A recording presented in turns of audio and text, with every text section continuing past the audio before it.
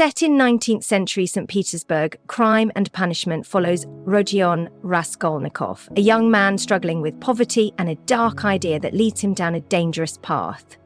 Let's dive into this psychological journey. Raskolnikov, a former student, lives in squalor, weighed down by poverty and pride. His mind is consumed by a dark theory, the belief that certain individuals, like Napoleon or him, have the right to commit immoral acts for the greater good.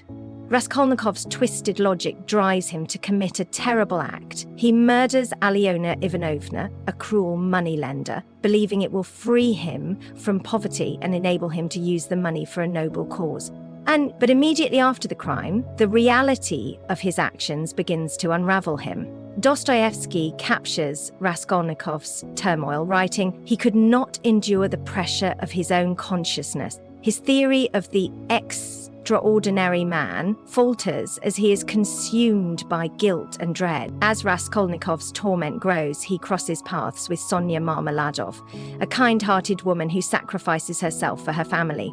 Despite her own suffering, Sonya offers Raskolnikov a compassion that he cannot fathom. Her faith becomes a mirror to his soul. Dostoevsky highlights her influence on him, writing, "She is an angel, she is God's will." Through Sonya's unwavering support, Raskolnikov begins to contemplate the possibility of redemption, though it remains a distant hope. Porfiry Petrovich, the sharp-witted detective, begins to suspect Raskolnikov. Their conversations become a tense psychological game. Porfiry's subtle questions push Raskolnikov toward a breaking point, revealing cracks in his facade. The man who has a conscience suffers whilst acknowledging his sin. That is his punishment, as well as prison. Raskolnikov's intensifies as Porfiry's suspicions grow. In a moment of clarity, Raskolnikov can no longer endure the weight of his guilt and confesses to the crime. He seeks punishment, not because he believes he deserves redemption, but because he's overwhelmed by the inner chaos his conscience has wrought.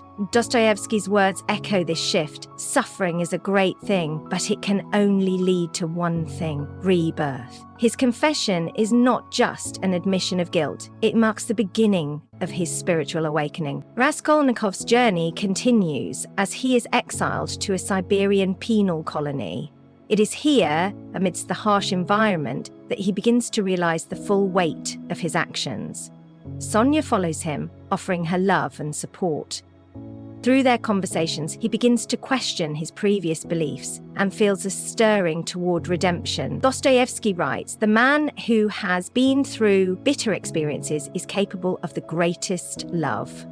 Raskolnikov's transformation is not instantaneous, but through love and suffering, he begins to understand that redemption is possible. Despite Raskolnikov's isolation and guilt, Sonya, the humble prostitute, continues to love him unconditionally.